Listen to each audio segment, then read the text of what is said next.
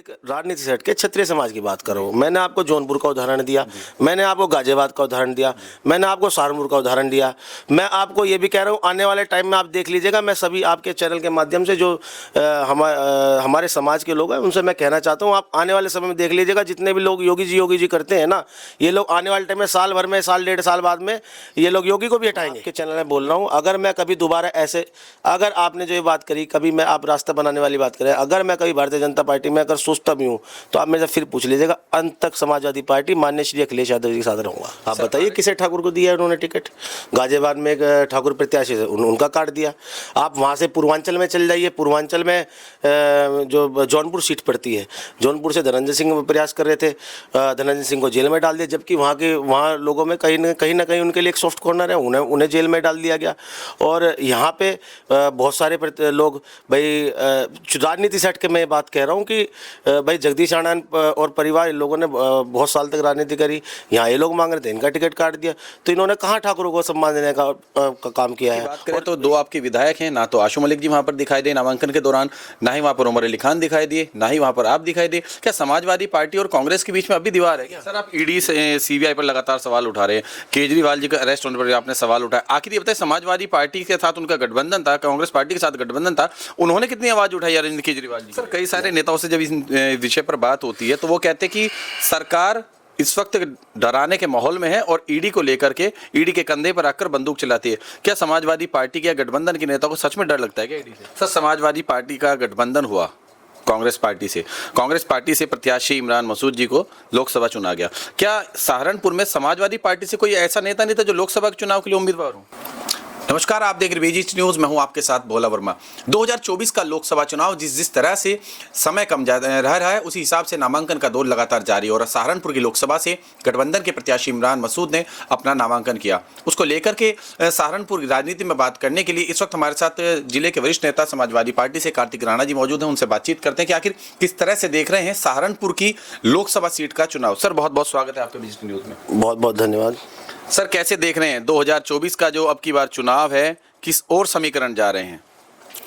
देखिए, ये चुनाव 2024 का जो है, ये भारतीय जनता पार्टी की जो तानाशाही सरकार है और जिस तरीके फैसले ये लोग पिछले कुछ समय से ले रहे हैं, उसके खिलाफ जनता में बहुत आक्रोश है और निश्चित रूप से कहीं ना कहीं जो आक्रोश है वो आपको चुनाव के बाद जो चुनाव के परिणाम होंगे आपको उसमें देखने को मिलेगा।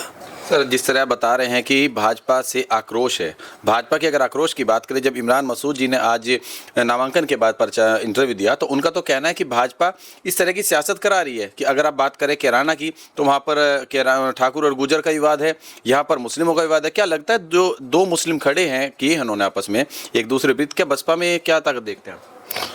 देखिए, जब से भारतीय जनता पार्टी 2014 में इनकी सरकार बनी, तब से पहले इन्होंने हिंदू मुसलमान का इशू लेके और पोलराइज करने वाली राजनीति करी, हिंदू मुसलमान में खाई पैदा करी। अब जब वो करने में कहीं ना कहीं इन्हें ऐसा लग रहा है कि कामयाब हो गए हैं, अब ये जो हिंदू हैं, हिंदू को में भी आपस में लड़ाई करवा रहे हैं, ठाकुर गुजर में करवा रहे हैं, ठाकुर सैनी में करवा रहे हैं, तो इस तरीके का ये लोग करवा रहे हैं। सर, समाजवादी पार्टी का गठबंधन हुआ कांग्रेस पार्टी से प्रत्याशी इमरान मसूद जी को लोकसभा चुना गया। क्या सहारनपुर में समाजवादी पार्टी से कोई ऐसा नेता नहीं था जो लोकसभा के चुनाव के लिए उम्मीदवार हो?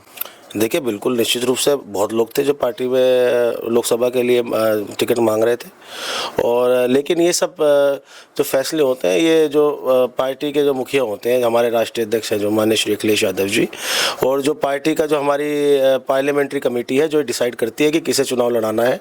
और चूँकि हमारी सीट गठबंधन में है, कांग्रेस के साथ समाजवादी पार्टी का गठबंधन में है, इसलिए ये सीट कांग्रेस को दे दी गई। और ये सब निर्णय ये बहुत ऊपर के स्तर पर होते हैं, और हमारा तो ये हमें एक छोटे से कार्यकर्ता है, जो भी पार्टी निर्णय लेती है हमें उस चीज़ को नीचे ज़मीनी तौर पे एग्जीक्यूट करना पड़ता है। समाजवादी पार्टी से आप नेता हैं, गठबंधन के साथ अब की बार यहाँ पर चुनाव होना है।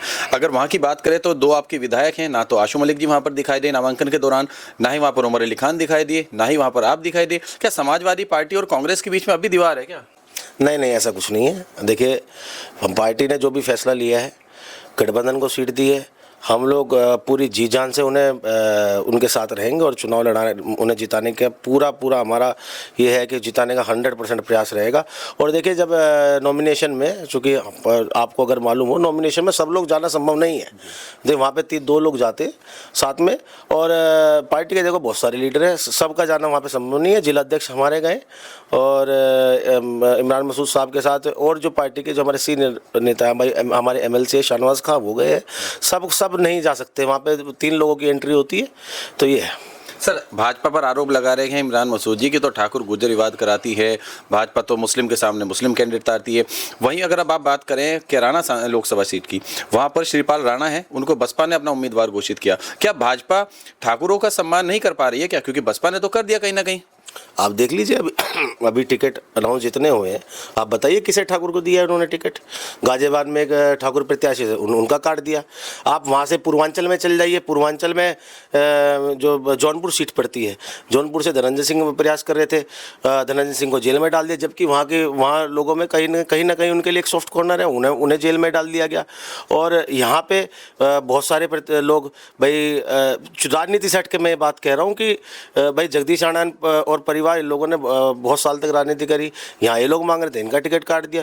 तो इन्होंने कहाँ ठाकुरों को सम्मान देने का काम किया है। और क्षत्रिय बिरादरी के बारे में ये भी बताना चाहता हूँ कि ये लोग जो जिस तरीके से ये लोग दरकिनार कर रहे हैं, यही राजपूत समाज इन्हें कहीं ना कहीं इस वाले चुनाव में आप जब वोटिंग होगी तो आप देखिएगा बहुत लोगों में आक्रोश है। ये सही पूरा क्षत्रिय समाज कहीं ना कहीं हमें सपोर्ट करेगा और भारतीय जनता पार्टी को हराने का काम करेगा। सर, अगर इस तरह की आप बात बता रहे कि क्षत्रिय समाज ठाकुर समाज नाराज है, तो 2019 के समीकरण थे, उस वक्त भी इसी तरह के माहौल थे क्या? उसी हिसाब से अब की बार आंकड़े कुछ ऐसे सेट होंगे सर? देखिए व्यापारी लोग हैं। सबसे पहले मैं आपको बता दूं भारतीय जनता पार्टी कुछ नहीं है, ऊपर 2 लोग हैं, वही लोग तय करते हैं। कोई पार्लियामेंट्री बॉडी नहीं है, कोई इनमें मतलब कोई ऐसा नहीं है कि कोई लोकतंत्र नहीं है, आंतरिक लोकतंत्र नहीं है पार्टी में। 2 लोग डिसाइड करते हैं, व्यापारी लोग हैं, व्यापारियों के लिए, पूंजीपतियों के लिए लोग काम करते हैं। और जो ज़मीनी नेता, आप बताइए, मैं आपको इस इंटरव्यू में कहना चाहता हूँ, आज से 5 साल बाद आप मिलिएगा, जितने भी लोग ये विधायक MP बन रहे हैं भारतीय जनता पार्टी से, इन्हें कोई याद नहीं रखेगा। क्योंकि किसी का पीछे ये लोग ऐसा चाहते हैं कि बिल्कुल न्यूट्रल आदमी हो जो चुनाव लड़े, जिसके साथ जनाधार है, उसे ये लोग पसंद नहीं करते। आप देखिए यहाँ पे कितने लोग प्रत्याशी टिकट मांग रहे थे सहारनपुर सीट पे, और सीटों पे देखिए कितने, आप यहाँ से लेकर हरियाणा तक देखिए, एक क्षत्रिय का टिकट ठाकुर कहीं खड़ा करा हो इन लोगों ने। तो किस तरीके की ये राजनीति कर रहे हैं, किस तरीके से 36 बिरादरी को साथ लेने की बात ये लोग करते हैं। सर, वो तो ये कहते हैं कि सबका साथ सबका विकास, हम तो सबका मौका देते हैं। अब कांग्रेस गठबंधन की अगर बात करें, इमरान मसूद जी जो पार्टी छोड़कर गए, फिर पार्टी में आ गए, लेकिन कांग्रेस पार्टी ने उन पर भरोसा दिखाया नहीं। मैं जो बात कर रहा हूँ, मैं आपको एक राजनीति से हट के क्षत्रिय समाज की बात कर रहा हूँ। मैंने आपको जौनपुर का उदाहरण दिया, मैंने आपको गाजियाबाद का उदाहरण दिया, मैंने आपको सहारनपुर का उदाहरण दिया। मैं आपको ये भी कह रहा हूँ, आने वाले टाइम में आप देख लीजिएगा, मैं सभी आपके चैनल के माध्यम से जो हमारे समाज के लोग हैं उनसे मैं कहना चाहता हूँ, आप आने वाले समय में देख लीजिएगा, जितने भी लोग योगी जी करते हैं ना, ये लोग आने वाले टाइम में साल भर में, साल 1.5 साल बाद में ये लोग योगी को भी हटाएंगे, ये लोग योगी आदित्यनाथ को भी हटा देंगे। तो ये भारतीय जनता पार्टी व्यापारियों की पार्टी है। ये पूंजीपतियों, जो गिने चुने ऊपर के जो 3 से 4% लोग हैं, उनके लिए काम करते हैं, उनके लिए पॉलिसी बनाते हैं, उनके ही कर्ज माफ़ी करते हैं। आप बताइए, 10 लाख करोड़ 10.5 लाख करोड़ इन्होंने कर्जा माफ़ करा नहीं करा पूंजीपतियों का। किसानों को कितना दिया है? किसानों को आप मतलब 70% आबादी को आप 1 लाख करोड़ देंगे और 1% आबादी को आप 10 लाख करोड़ का वो लोन माफ़ कर देंगे। तो कैसी नीतियां हैं? सर, कई सारे नेताओं से जब इस विषय पर बात होती है तो वो कहते हैं कि सरकार इस वक्त डराने के माहौल में है और ईडी को लेकर के, ईडी के कंधे पर आकर बंदूक चलाती है। क्या समाजवादी पार्टी के गठबंधन के नेताओं को सच में डर लगता है क्या ईडी से? भाई हाँ, हमें तो लगता है, सबको लगना चाहिए भाई। जब ये ईडी और सीबीआई का जिस तरीके से मिसयूज़ कर रहे हैं, आप देख लीजिए दिल्ली में क्या हो रहा है। आप चलो, आप अरविंद केजरीवाल पे जांच चल रही थी, आप चुनाव के बाद भी अरेस्ट कर सकते थे, अभी से 1-2 महीने पहले भी अरेस्ट करते थे, चुनाव में क्यों करा? और ये ईडी सीबीआई सिर्फ ये विपक्ष पार्टियों के लिए बनी है, भारतीय जनता पार्टी के लिए नहीं है। अभी आप देखिए कि ये जो अभी इनका चंदे वाला स्कैम चल रहा है, इन्हें नहीं मिला 11,000 करोड़ रुपये इन्हें। और ये ईडी और सीबीआई मैं बहुत अच्छे जानता हूँ। मैं खुद मेरे परिवार में ब्यूरोक्रेट्स बहुत रहे हैं और हैं भी। मैं जानता हूँ ये लोग सिर्फ इनके लिए चंदा इकट्ठे करने वाले दो इंस्टीट्यूशंस हैं। ये लोग पहले एक व्यापारी को पकड़ेंगे, उसके ऊपर जांच बिठाएंगे या उसके ऊपर छापामारी करेंगे और 1 महीने बाद ही फिर वो आपको चंदा देगा। तो इससे बड़ा भ्रष्टाचार स्कैम क्या हो सकता है। और जब मैं आपको ये बताना चाहता हूँ, जब भी हम ज़मीन खरीदते हैं, कोई भी आप ज़मीन खरीदे, प्लॉट खरीदे, आज भी ऐसा होता है कि लोग अपना टैक्स बचाते हैं, कुछ पैसा नकद में देते हैं, कुछ आपको नंबर 1 उसमें देते हैं, अकाउंट में देते हैं। भारतीय जनता पार्टी ने जो 11,000 करोड़ रुपए जो उन्होंने अपने अकाउंट में लिया है, उसके अगेंस्ट उन्होंने कैश कितना लिया होगा उसकी तो बात हम लोग कर ही नहीं रहे। 11,000 करोड़ के अगेंस्ट लाखों करोड़ रुपए इन्होंने इकट्ठा किया है।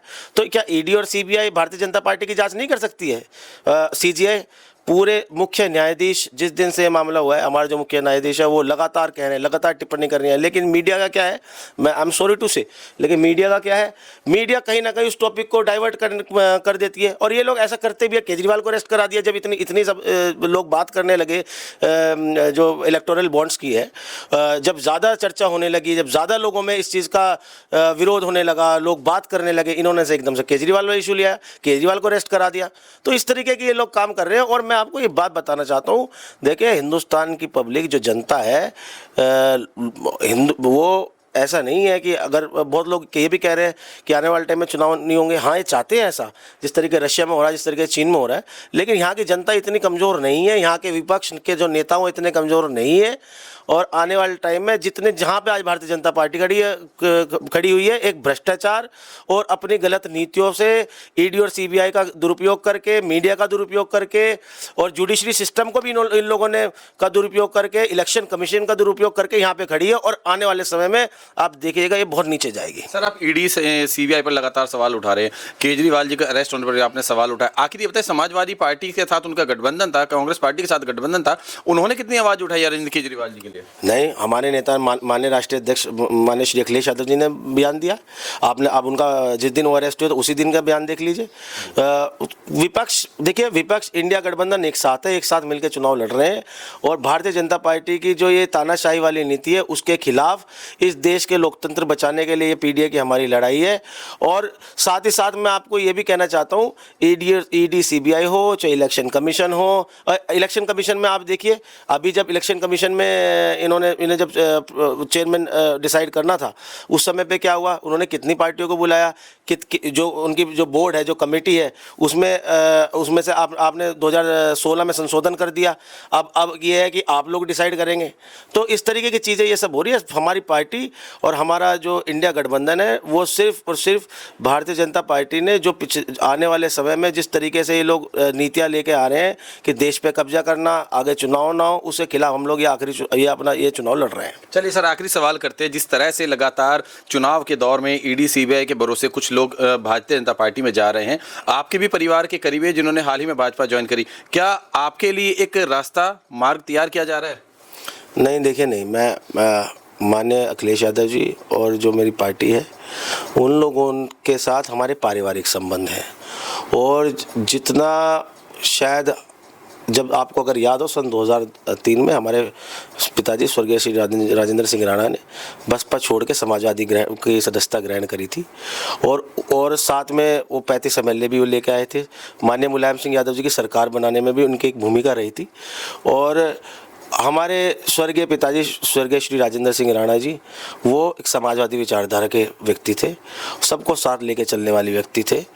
जब एक टाइम पे यहाँ पे जब झगड़ा हो गया था, यहाँ दंगा हुआ, तो मुझे आज भी याद है, कुछ लोगों ने हिंदुओं की मीटिंग बुलाई, कुछ लोगों ने मुस्लिमों की बुलाई थी। हमारे पिताजी आखिरी अगर एक सेकुलर विचारधारा वाले व्यक्ति थे, हमारे पिताजी थे, उन्होंने हिंदू मुस्लिम की मीटिंग बुला के ये बात बोली थी कि अगर आपको खून की ज़रूरत है तो आप मेरा ले लीजिए, अगर मेरा कम पड़ जाए तो मेरा बेटा है, उसका खून मैं देने के लिए तैयार हूँ, लेकिन आप झगड़ा मत कीजिए। तो उस विचारधारा के हमारा परिवार है और हम लोग शुरू से उनसे जुड़े, माने अखिलेश यादव जी से, उनके परिवार से हमारे पारिवारिक संबंध है। और देखो, ये जो लोग जा रहे हैं पार्टी छोड़ के, मैं सबकी ही बात कर रहा हूँ। ये लोग देखो, ये लोग बरसाती मेंढक है, इन्हें यहाँ नहीं मिला तो वहाँ चल जाएंगे, वहाँ नहीं मिला तो फिर वापस आ जाएंगे।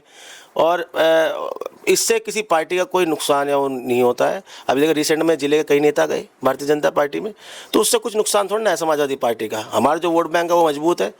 जो हमारे प्रत्याशी हैं उनका अपना एक अलग असर है। माननीय राष्ट्रीय अध्यक्ष जी की अपनी फैन फॉलोइंग है और हम लोग अंत तक, मैं आपके चैनल में बोल रहा हूँ, अगर मैं कभी दोबारा ऐसे, अगर आपने जो ये बात करी, कभी मैं आप रास्ता बनाने वाली बात करें, अगर मैं कभी भारतीय जनता पार्टी में अगर सोचता भी हूँ तो आप मेरे से फिर पूछ लीजिएगा, अंत तक समाजवादी पार्टी माननीय श्री अखिलेश यादव जी के साथ रहूँगा। सर आरएलडी के बड़े नेता हैं जयंत चौधरी जी, वो भी कल तक उनके साथ थे अखिलेश यादव जी के, क्या वो भी समीकरण फिर बदल गए? देखिए अब वहाँ पे भाई मंत्रालय मिल रहा है, उन्हें कैबिनेट में जगह मिल रही है, राज्यसभा मिल रही है, उनके प्रत्याशियों को एमपी का टिकट दिया जा रहा है। जब ये सब चीज़ें हो रही है तो क्यों नहीं जाएंगे भाई, उनका इतिहास ऐसा रहा है।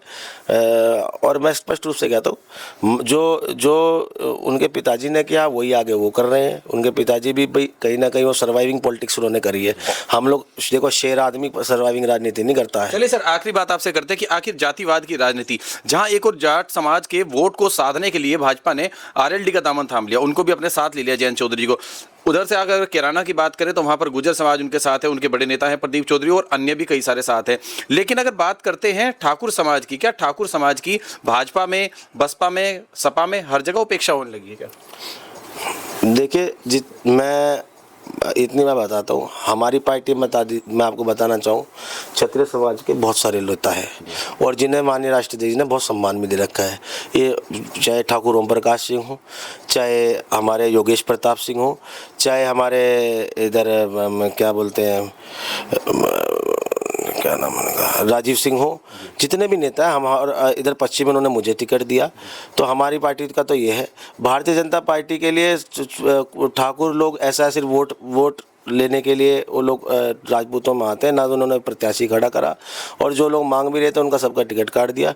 आने वाले समय में आप देखिएगा, यही ठाकुर समाज, यही क्षत्रिय समाज, जितना अपमान भारतीय जनता पार्टी ने ठाकुरों का करा है, कहीं ना कहीं 2024 के चुनाव में आपको परिणामों में वो देखने को मिलेगा। चलिए, बहुत बहुत धन्यवाद। तो ये थे हमारे साथ समाजवादी पार्टी से वरिष्ठ नेता कार्तिक कैराना, जिन्होंने बताया कि आखिर किस तरह से 2024 के लोकसभा चुनाव को लेकर सहारनपुर सीट पर अब की बार यहाँ पर फैसला नजर सामने को आएगा। और साथ ही उन्होंने जातिवाद बात को लेकर आगे रखा कि आज भारतीय जनता पार्टी में जिस तरह से गुर्जर समाज ने एक अपनी नई छवि बनाई है, वहीं दूसरी बात जाट समाज की करें तो रालोद के आने के बाद कहीं ना कहीं जाट समाज को सम्मान मिला, लेकिन ठाकुर समाज को कोई भी सम्मान नहीं मिल पाया। फिलहाल के लिए इतना ही, नमस्कार। खबर को अगर आप फेसबुक पर देख रहे हैं तो हमारे फेसबुक पेज को लाइक और फॉलो जरूर कीजिए, और अगर आप YouTube पर देख रहे हैं तो हमारे चैनल को YouTube पर जाकर अभी सब्सक्राइब कीजिए।